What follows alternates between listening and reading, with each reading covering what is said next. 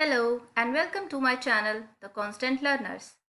ये video Nelson Mandela chapter के explanation की सीरीज़ का लास्ट पार्ट है। बाकी के पार्ट्स ऑफ एक्सप्लेनेशन के लिए आप मेरे चैनल पे क्लिक कर सकते हैं और प्लीज़ मेरे चैनल को सब्सक्राइब करें। तो चलिए एक्सप्लेनेशन शुरू करते हैं।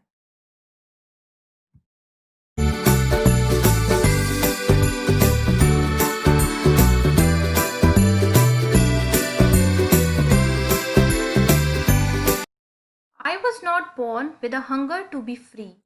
I was born free, free in every way that I could know. Free to run in the fields near my mother's hut, free to swim in the clear stream that ran through my village, free to roast meals under the stars and ride the broad backs of slow moving bulls. यहाँ पे Nelson Mandela बात कर रहे हैं कि वो जब पैदा हुए तब उनकी फ्रीडम कैसी थी, तब उनका क्या मेंटल स्टेटस था, जो कि वो अब समझ पाते हैं। और इससे पहले के पार्ट्स में हमने एक्सप्लेन किया है कि नेल्सन मंडेला जो हैं वो फर्स्ट ब्लैक प्रेसिडेंट बने हैं साउथ अफ्रीका के, और वो किस तरह से फील कर रहे हैं और वहाँ का सारा सीन वो डिस्क्राइब कर रहे हैं। इससे जस्ट पहले वाली स्लाइड में जो कि हमने लास्ट वीडियो में कवर की है, वो ये बता रहे थे कि किस तरह से साउथ अफ्रीका में जो एक ब्लैक व्यक्ति होता है, ब्लैक रेस का व्यक्ति होता है, उसको एक सिविलाइज्ड लाइफ जीने का, सामाजिक अच्छा जीवन जीने का कोई भी अधिकार नहीं था। तो वो बता रहे हैं कि जब मैं पैदा हुआ तब मेरे में कोई भूख नहीं थी आज़ाद होने की, फ्री होने की, क्योंकि मैं आज़ाद ही पैदा हुआ था। I was born free. मैं हर तरीके से अपने आप को आज़ाद महसूस करता था, जो भी तरीका मुझे पता था। जैसे कि देखिए, बच्चा कैसे फ्री अपने आप को महसूस कर सकता है, उसे असली फ्रीडम क्या होती है उसे क्या पता। वो तो अगर बचपन में उसकी छोटी छोटी इच्छाएं होती हैं, वो उनको पूरा करना चाह रहा है, जैसे कि खेलना हो गया, भागना हो गया, अच्छा खाना हो गया, तो ये सब चीज़ें वो कर पा रहा है, तो उसको ये महसूस होता है कि मैं आज़ाद हूँ। तो वो यही कह रहे हैं कि मैं अपने आप को हर तरीके से आज़ाद ही महसूस करता था।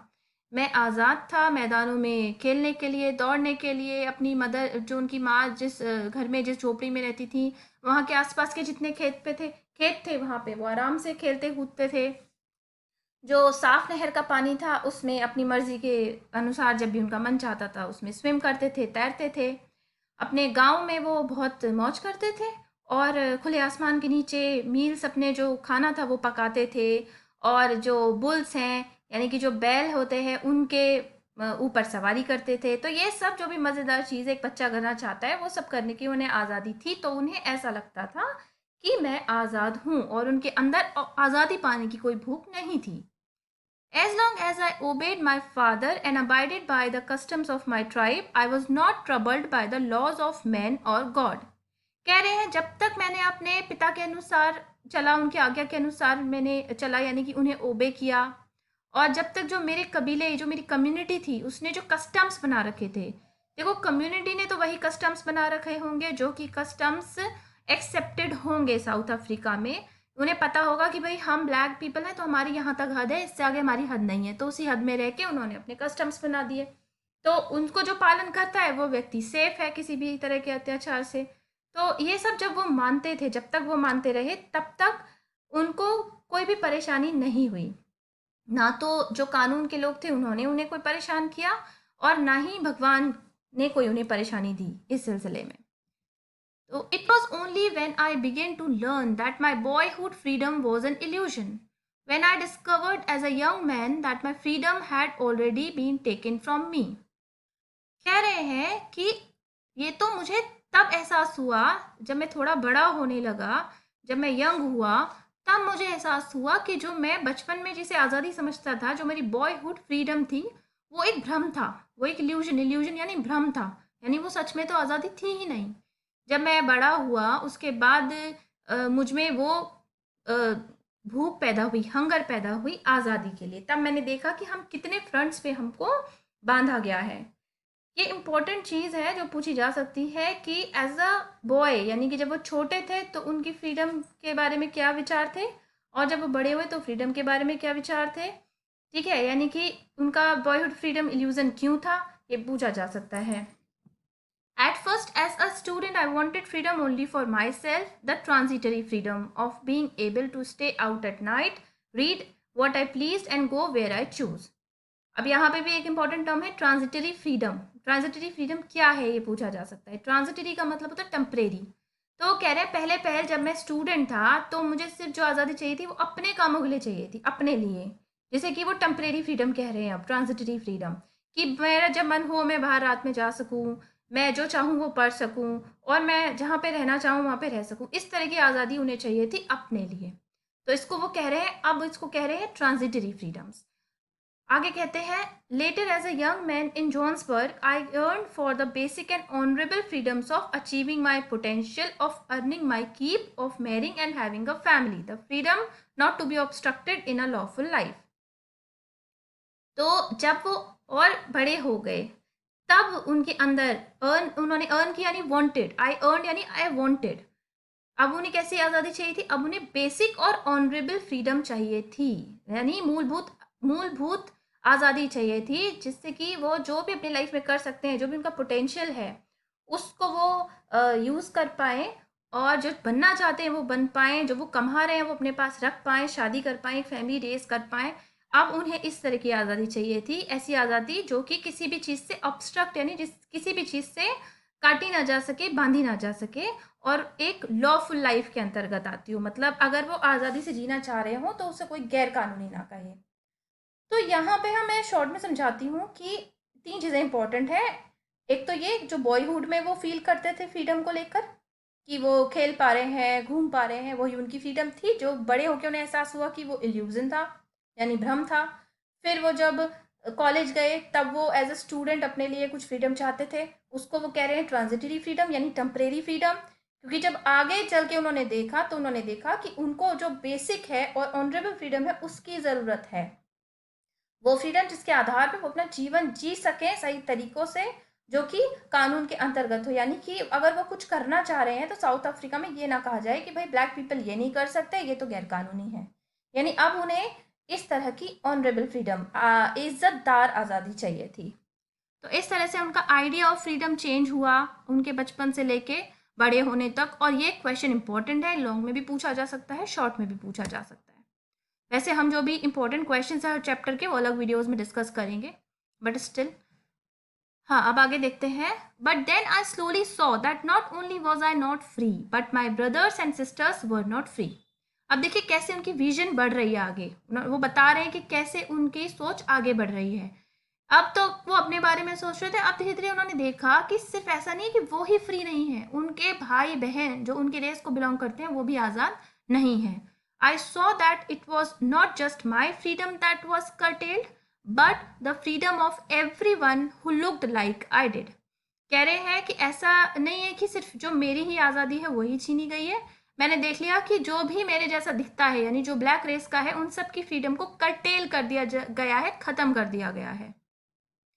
That is when I joined the African National Congress, and that is when the hunger for my own freedom became the greater hunger for the freedom of my people.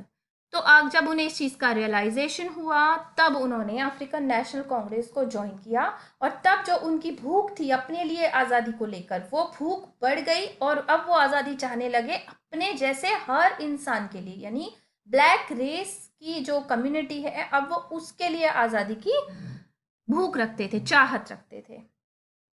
Now this is last paragraph of the chapter.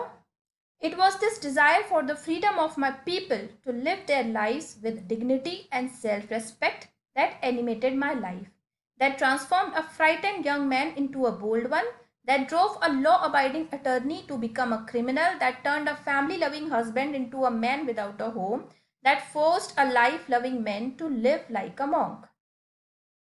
कह रहे हैं यही जो उनकी desire थी अपने लोगों की आज़ादी के लिए, इसकी वजह से उनकी जो एक ज़िंदगी थी, उनकी खुद की जो ज़िंदगी थी उसमें एकदम मूवमेंट आ गया। दैट एनिमेटेड, एनिमेटेड यानी उसमें जान आ गई उनकी ज़िंदगी में, इस चाहत को लेके कि उनके जो जितने भी कम्युनिटी के लोग हैं सब लोग डिग्निटी और सेल्फ रेस्पेक्ट के साथ, यानी इज्जत और सम्मान के साथ जी सकें। इस चाहत ने उनकी ज़िंदगी को एनिमेटेड यानी कि मूवमेंट ला दिया उनकी लाइफ में, जीवित कर दिया उनकी लाइफ को। और वो कह रहे हैं कि इस वजह से, इस चाहत की वजह से, इस इच्छा की वजह से, इस प्रण की वजह से वो जो एक डरे हुए से, सहमे हुए से यंग मैन थे, वो बोल्ड बन गए। वो हमेशा जो कानून को मानने वाले थे, लॉ अबाइडिंग अटर्नी यानी कि कानून को मानने वाले व्यक्ति थे, वो क्रिमिनल बन गए। यानी कि आप जब जो कानून आपके खिलाफ बनाए गए हैं, आप उन कानूनों को तोड़ रहे हैं, तो भले ही आप अपनी आज़ादी पाने के लिए तोड़ रहे हैं, सही काम के लिए तोड़ रहे हैं, लेकिन क्योंकि आप कानून तोड़ रहे हैं तो आपको क्रिमिनल कहा जाएगा। तो वो क्रिमिनल भी बनने के लिए राजी हो गए। वो एक फैमिली ओरिएंटेड पर्सन थे, एक लविंग हस्बैंड थे। अब वो एक ऐसे व्यक्ति बन गए जो बिना घर का था, क्योंकि उन्हें ऐसी जिंदगी जीनी पड़ रही थी जो कि एक सन्यासी की तरह थी, मंक मंक यानी कि सन्यासी की तरह। अब वो कह रहे हैं, I am no more virtuous और self sacrificing than the next man, but I found that I could not even enjoy the poor and limited freedoms I was allowed when I knew my people were not free.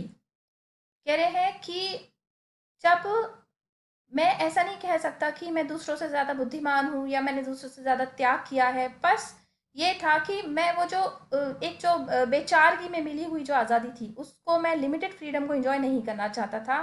और मैं उसको तब तक enjoy नहीं कर सकता था अपनी आज़ादी को, जब तक मेरे साथ के मेरे जैसे हर व्यक्ति को आज़ाद ना किया जाए। कह रहे हैं, freedom is indivisible, the chains on any one of my people were the chains on all of them, the chains on all of my people were the chains on me. ये बहुत इंपॉर्टेंट लाइन है जिसमें वो कह रहे हैं कि freedom को बांटा नहीं जा सकता, कि कुछ को आज़ाद कर दिया, कुछ को आपने आज़ाद नहीं किया। अगर मेरे लोग यानी मेरे जैसे जो लोग हैं, अगर वो बेड़ियों में हैं तो वो बेड़ियां मेरे ऊपर हैं, और अगर मैं बेड़ियों में हूं तो वो बेड़ियां मेरे लोगों के ऊपर हैं। I knew that the oppressor must be liberated just as surely as he oppressed. कह रहे हैं कि जो व्यक्ति अत्याचार कर रहा है, जो व्यक्ति किसी पे शोषण कर रहा है, ऑपरेसर है, उसको भी आज़ादी मिलनी चाहिए, जैसे कि जिसका शोषण हो रहा है उसको आज़ादी मिलनी चाहिए। कैसे? A man who takes away another man's freedom is a prisoner of hatred. कह रहे हैं, जो व्यक्ति दूसरे की आज़ादी छीन लेता है वो नफरत का गुलाम है, नफरत का कैदी है। He is locked behind the bars of prejudice. Prejudice का मतलब होता है प्री कंसेप्शन, किसी के बारे में पहले से ही कुछ विचार अपने दिमाग में बिठा लेना। कह रहे हैं, जो व्यक्ति किसी से को दबा रहा है, शोषण कर रहा है, वो उससे नफरत करता है, वो नफरत का गुलाम है। और वो उसकी वो प्री कंसेप्शन की जो बेड़ियां, जो सलाखें हैं, उनके पीछे बंधा हुआ है, यानी वो भी अपने आप में कैदी है, अपनी मानसिकता का, अपनी नैरो माइंडेडनेस का। तो वो भी फ्री नहीं है। आई am not truly free if I am taking away someone's else freedom. कह रहे हैं, मैं पूरी तरह से आज़ाद नहीं हूं अगर मैं किसी दूसरे की आज़ादी छीन रहा हूं। Just as surely as I am not free when my freedom is taken from me.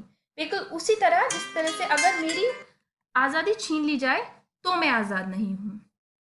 The oppressed and the oppressor alike are robbed of their humanity.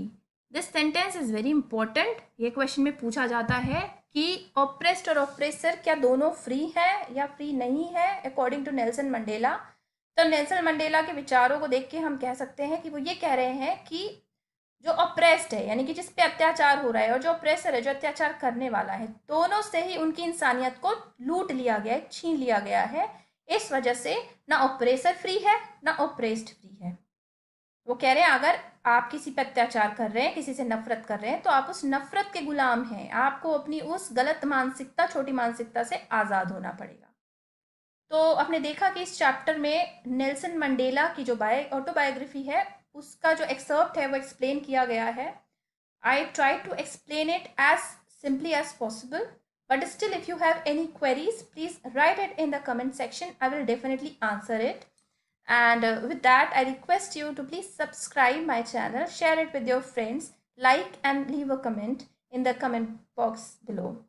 और ये मुझे अप्रिसिएट, अगर आप मुझे मोटिवेट करेंगे तो मैं ऐसे ही अच्छी अच्छी वीडियोस लेके आती रहूँगी डिफ़िकल्ट चैप्टर्स को ईजी बनाने के लिए। तो मिलते हैं नेक्स्ट वीडियो में, तब तक के लिए एंजॉय योर स्टडीज़।